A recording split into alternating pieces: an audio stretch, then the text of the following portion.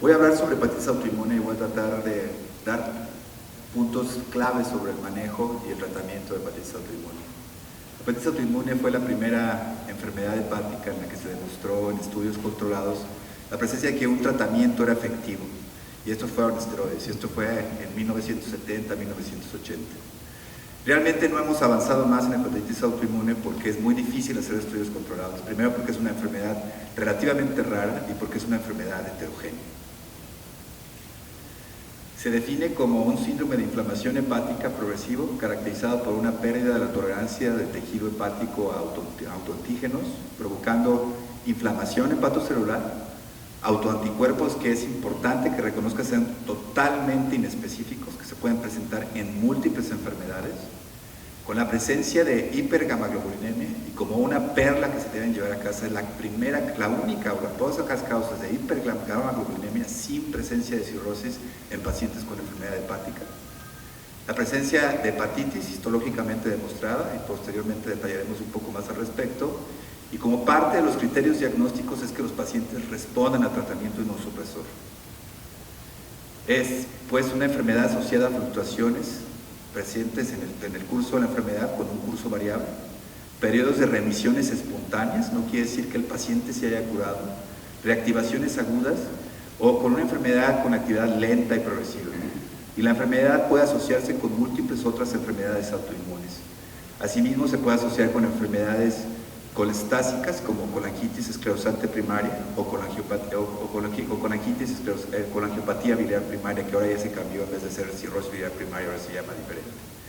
Pero también se puede estar asociada con daño inducido por drogas, así como por enfermedades virales o como hepatitis virales de manera concomitante. Les voy a decir, los principales objetivos para mi plática van a ser establecer consejos prácticos en cómo diagnosticar a los pacientes, en quiénes sospechar y cómo tratarlos. Es importante que se reconozca por todos los médicos que tratan pacientes, primero, que lo debemos de sospechar, y eso es muy, muy importante. Si no la sospechamos, nunca la vamos a diagnosticar. Y en segundo lugar, que también es importante, es que no hay ningún estudio diagnóstico laboratorial que haga el diagnóstico. Y esto es uno de los errores más frecuentes, que con la presencia de serologías positivas, de anticuerpos, de autoanticuerpos, se hace el diagnóstico. Se deben completar los criterios diagnósticos para establecer el diagnóstico. ¿En quién podemos sospecharlo? En cualquier paciente que presente alteraciones agudas y crónicas de la función hepática. Usualmente se presenta más en mujeres, sin embargo el 30% pueden ser hombres. La distribución principal es bimodal, con 2 picos en la pubertad y entre la cuarta y sexta década de la vida, pero para complicarlo un poco más, también suele presentarse en ancianos como de manera inicial. Afecta a todas las razas, se ve más afectado, se ha visto que los nativos de Alaska se presenta la prevalencia en un 40 pacientes en 100,000 habitantes. No existen estudios en mexicanos en cuanto a prevalencia, sin embargo, algún grupo, el grupo de Linda Muñoz en Monterrey ha demostrado que se relacionan con los mismos HLA que en las diferentes poblaciones. Se puede presentar tanto como daño crónico en el 70% de los casos o como daño agudo en el 25 o 30% de los casos. Y el daño agudo puede estar relacionado como exacerbación de una enfermedad crónica o debutando como una enfermedad aguda. Pues bien, capitulando, es un síndrome con muchas manifestaciones. Lo vuelvo a repetir una y otra vez, no existe un estudio único para hacer el diagnóstico y se debe de sospechar en cualquier paciente con enfermedad hepática, con alteraciones de las pruebas de función hepática, tanto agudos como crónicas o como en falla hepática fulminante. Y frecuentemente se asocia a enfermedades autoinmunes, y esta puede ser una clave. De hecho, los pacientes con hepatitis autoinmune tipo 2 presentan enfermedades autoinmunes asociadas en el 40% y en hepatitis autoinmune tipo 1 en el 10 al 20%. Y las principales serían enfermedades tiroideas como la enfermedad de Hashimoto, artritis reumatoide, así como diabetes tipo 1, enfermedad de Sjögren, vitiligo, Addison y enfermedad celíaca. Importante, enfermedad celíaca se puede asociar también a alteraciones de las pruebas de funcionamiento hepático y hepatitis crónica y hepatitis autoinmune, sin síntomas. Bueno, la prevalencia en los lugares donde sí existen estadísticas es de 1.9 por 100,000 habitantes por año, la incidencia. La prevalencia en México, les decía que es desconocida, en Estados Unidos es de 16.9 en 100,000 habitantes, y esto se ve también en Europa, poblaciones, como les mencionaba, en Alaska más altas. Existen algunos datos en Estados Unidos, en los mexicoamericanos y en los latinos, en donde la presentación suele ser más agresiva que en los blancos o en los negros. Y la mortalidad en pacientes que no son tratados, aunque no tengan síntomas, es hasta del 40%. Por eso pues, hay que tratarlos. Y esta gráfica es para demostrarles qué tan frecuente es la ausencia de síntomas y de no síntomas. Por ejemplo, en la etapa media de la vida, prácticamente la mitad de los pacientes con hepatitis autoinmune no tienen síntomas y nada más se asocian con alteraciones de las pruebas de funcionamiento hepático. Usualmente los síntomas van desde perlas en el diagnóstico, como sería la presencia de acné o un rash maculopapular, la presencia de artralgias, fatiga y datos inespecíficos que se presentan en cualquier enfermedad hepática crónica.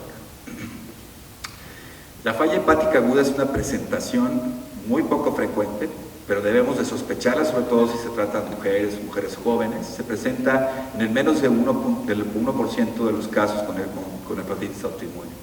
La mayoría de estos pacientes requieren trasplante hepático. Las manifestaciones histológicas no son tan típicas como en la enfermedad hepática crónica por la hepatitis autoinmune, y unos pocos de estos pacientes responden a esteroides, por lo cual es muy importante poderlos diagnosticar. En el 25 a 30%, les mencionaba, presentan una hepatitis aguda, indistinguible de una hepatitis viral, y usualmente se presenta en pacientes jóvenes. La hepatitis crónica es la más frecuente y también se puede asociar a la presencia de una cirrosis hepática, ya sea compensada, descompensada, y usualmente hacemos el diagnóstico de cirrosis criptogénica de estos pacientes. Se ha clasificado dos tipos. El tipo 3 ha sido descartado, pero todavía en las guías recientes europeas la mencionan. El tipo 1 se clasifica por la presencia de anticuerpos antinucleares o antimúsculo liso, o una parte de ellos que sea el antiactina. El tipo 2, que se presenta más en niños y personas jóvenes, con los anticuerpos antihígado riñón tipo 1, todos los anticuerpos, de todos los tipos se encuentra este anticuerpo, que es el anticuerpo contra el antígeno soluble del hígado o antihígado páncreas, y este anticuerpo es muy importante porque es el único específico. O sea, todos los anticuerpos no son específicos, se pueden presentar en múltiples enfermedades, pero este anticuerpo es el único específico. Y según las guías, deberíamos de pedir todos estos anticuerpos de manera inicial: antinucleares, antimitocondriales, anti-LKM1 y el contra el antígeno soluble del hígado, de primera instancia. Uno puede decir, no tenemos todos estos estudios, esto sería lo ideal. Laboratorios de referencia como Quest y Prometheus, que lo pueden hacer los laboratorios privados, los pueden mandar, y el costo tampoco es prohibitivo.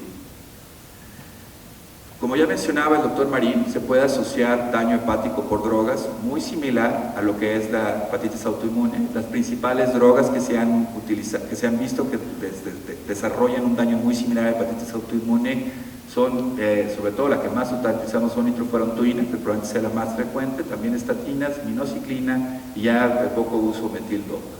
Las preguntas claves que no se han contestado: si el daño por drogas es desenmascara una hepatitis autoinmune activa, o si se asemeja únicamente a una hepatitis autoinmune, o si realmente las drogas disparan o activan una hepatitis autoinmune. Esto no se ha contestado y es un debate en la literatura. ¿Cómo lo diagnosticamos? Existen criterios o clasificaciones difíciles, y de hecho les presento de manera breve lo que es el puntaje revisado, hecho en 1999 por el Grupo Internacional de Estudio de Hepatitis Autoinmune, en donde toman varios puntos, y para que vean qué tan importante es esto. Si uno hace el puntaje sin los marcadores, podemos obtener el diagnóstico de hepatitis autoinmune a pesar de que no tengamos marcadores positivos. Y entre ellos se le da puntaje la presencia del sexo femenino, la ausencia de fosfatasa alcalina o datos de colestasis, la presencia a niveles altos, a mayor nivel, mayor puntaje de anticuerpos, la presencia de otras enfermedades autoinmunes asociadas, la hipergamaglobulinemia, la ausencia de anticuerpos antimitocondriales o de marcadores virales. Asimismo, la ausencia de historia de drogas, la presencia histológica de hepatitis, sugestiva del diagnóstico, la ausencia de ingesta de alcohol, la presencia de marcadores de HLA sugestivos de la enfermedad, y se considera también, sobre todo en pacientes que ya han sido diagnosticados, la respuesta a tratamiento como parte del puntaje. Y de esta manera se define como probable cuando tiene este puntaje y de definitiva cuando tiene un puntaje por arriba de 15 o 17 posterior al tratamiento. Eso realmente lo utilizamos poco y usualmente se utiliza nada más en estudios de investigación. Sin embargo, también lo podemos utilizar en pacientes que son de difícil diagnóstico. Los criterios simplificados son más fáciles de diagnosticar y los puntajes se dan por la presencia de los anticuerpos que les había mencionado, la presencia de hipergamaglobulinemia, la histología y la ausencia de marcadores virales, dándose como diagnóstico definitivo cuando tiene más de 7 puntos y un diagnóstico probable cuando tiene más de 6 puntos. Entonces, los criterios simplificados nos dan un puntaje de probable, o cuando nos den un puntaje de probable o no sean diagnósticos, hay que recalcularlo con los criterios diagnósticos revisados. Cuando los criterios simplificados se presentan, usualmente son positivos en pacientes con hepatitis autoinmune clásica, y los revisados, que son los más complejos, solo se utilizan en casos de difícil diagnóstico. Es para ejemplificar los datos histológicos, en donde el principal podría ser lo que es la hepatitis de interfase, que es totalmente inespecífico, que se puede presentar en múltiples enfermedades, en donde se afecta con un infiltrado linfoplasmacitario, la placa limitante, el espacio portal es infiltrado y la primera línea de demarcación de hepatocitos se encuentra destruida o inflamada por este infiltrado. Asimismo, en falla hepática aguda asociada a hepatitis autoinmune se puede asociar a la presencia de destrucción de la vena central, y esto es un dato que probablemente es el único dato que se pudiera ver en esta enfermedad, aunque también es totalmente inespecífico, al igual que el infiltrado de esporcélulas plasmáticas. Y es importante recalcarles algo, que es una de las pocas enfermedades, como decía el doctor Aguirre, en donde es obligatorio hacer biopsia hepática y no tratar a los pacientes por la sospecha únicamente para ver si hay respuesta. Es importantísimo tener el diagnóstico histológico, porque de así mismo, como es tan importante el diagnóstico histológico, también va a ser importante tener el diagnóstico, hacer biopsia hepática de seguimiento si queremos suprimir la inmunosupresión en estos pacientes después de haber recibido el tratamiento. Entonces, tenemos que descartar la presencia en hepatitis virales en los pacientes en que sospechamos hepatitis autoinmune. Tenemos que descartar la presencia de uso de estas drogas o de drogas alternativas, para los que, como ya mencionaba, el té verde del doctor Marín, pero también la melatonina, y para que sepan también el contritin sulfato con glucosamina. Y un importante simulador de hepatitis autoinmune es la enfermedad de Wilson. Tenemos que descartarla antes de hacer el diagnóstico, porque también se asocia a anticuerpos en niveles bajos la enfermedad de Wilson. ¿Qué es sobre el tratamiento? Pues el tratamiento desde 1971 se veía que los esteroides mejoraban las pruebas de funcionamiento hepático, mejoraban la albúmina, mejoraban los niveles de bilirrubina. Y cuando se ve la sobrevida en estudios también ya muy antiguos, se ve que los pacientes que recibían esteroides comparados que no tenían tratamiento, mejoraba la sobrevida el uso de esteroides. Recientemente, en el 2010, ya no tan reciente, más exploradores probaron la furosemida, que es un esteroide de primer paso que se depura en el primer paso en el hígado y en teoría no tiene efectos colaterales sistémicos o mínimos efectos colaterales sistémicos versus prednisona. Ambos grupos recibieron acetoprina, esas dosis que se ve en la transparencia, y el objetivo primario fue la revisión bioquímica sin efectos secundarios de esteroides a 6 meses. El objetivo primario se logró en el 47% de los pacientes con budesonida y solo en el 19-18% de los pacientes con prednisona.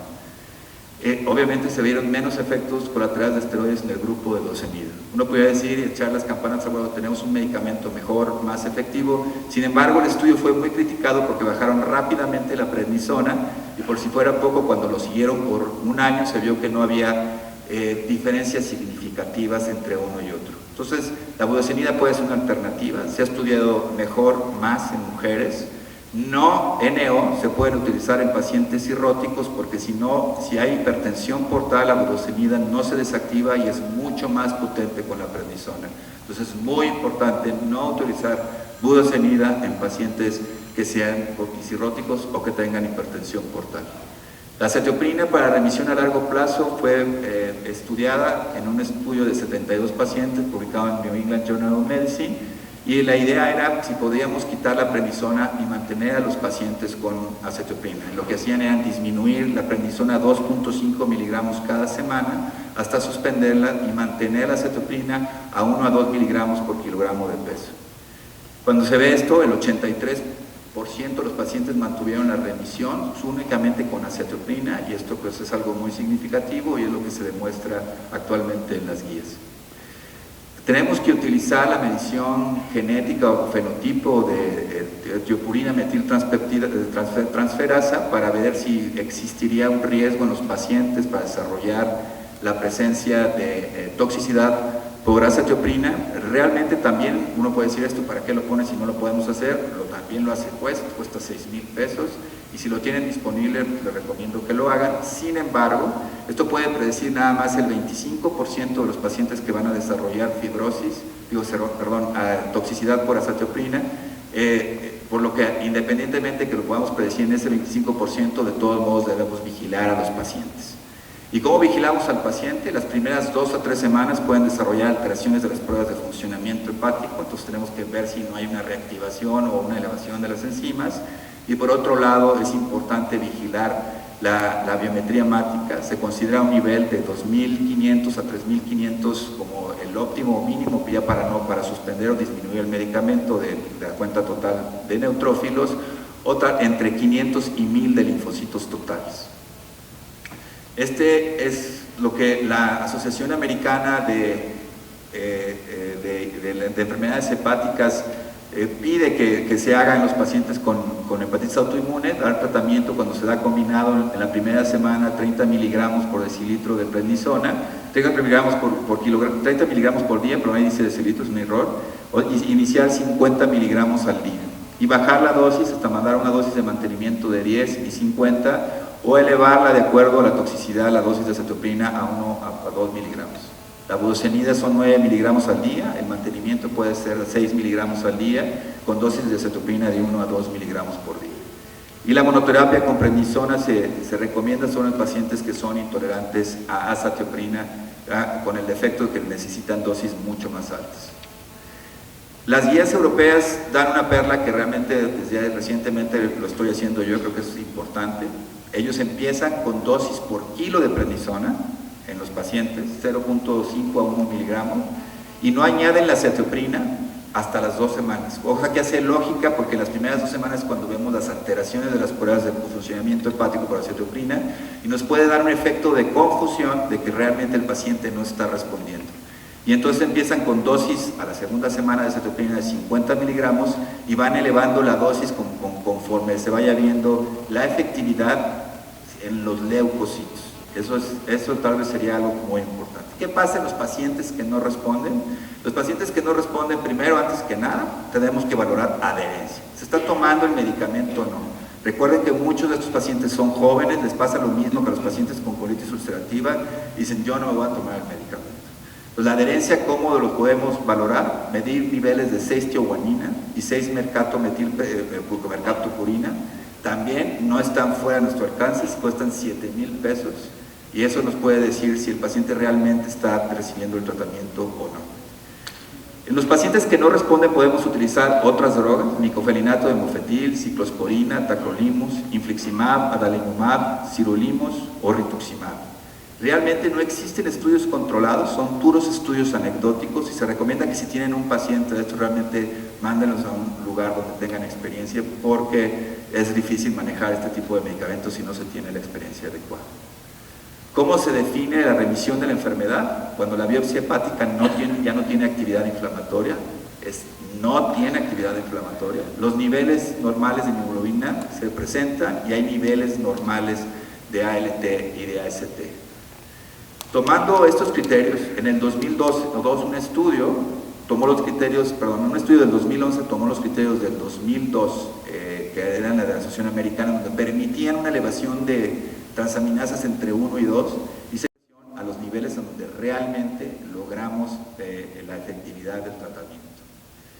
Y Importante, cuando tratamos de dejar el medicamento, obviamente el paciente nos está presionando, ¿cuándo puedo dejar el medicamento? ¿Cuándo dejar el medicamento? Las guías mencionan que debemos de mantener cuando menos la remisión por 2 años, tener la biopsia hepática y entonces tratar de inducir de suspender los medicamentos paulatinamente, inclusive la cetoprina.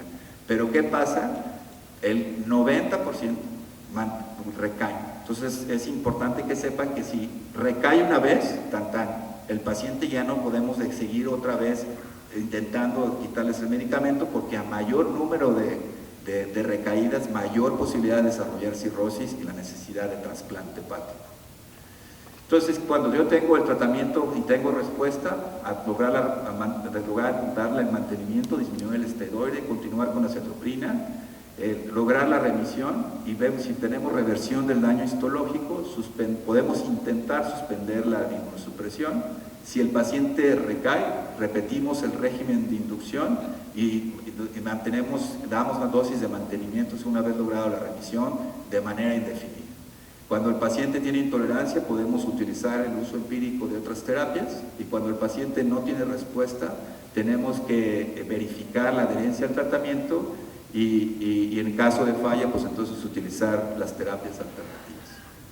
En cuanto a las variantes colestáticas, antes llamadas síndrome de sobreposición, realmente no hay tiempo mucho para eso, nada más mencionarles que se puede asociar a colangiopatía biliar primaria y colangitis esclerosante primaria, y en algunos en la prednisona y es seguro.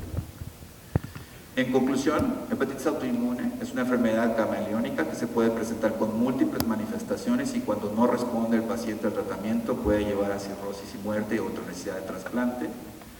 El diagnóstico, primero debemos de excluir enfermedades virales, daño por drogas o enfermedades genéticas, y siempre sospechar las enfermedades hepáticas crónicas. Los criterios simplificados son de utilidad, y en casos complejos los criterios diagnósticos revisados pueden ayudarnos al diagnóstico. Los criterios de remisión deben de ser estrictos, esto es muy importante. La remisión es menos común cuando se utilizan los criterios del 2010. Estos son los criterios que mencionaba, donde son muy estrictos, donde todo se normaliza. Y bueno, los regímenes alternativos como tacrolimus o micofelinato o cirulimos debe de ser únicamente reservado para personas con experiencia o médicos con experiencia en estas drogas. Muchísimas gracias.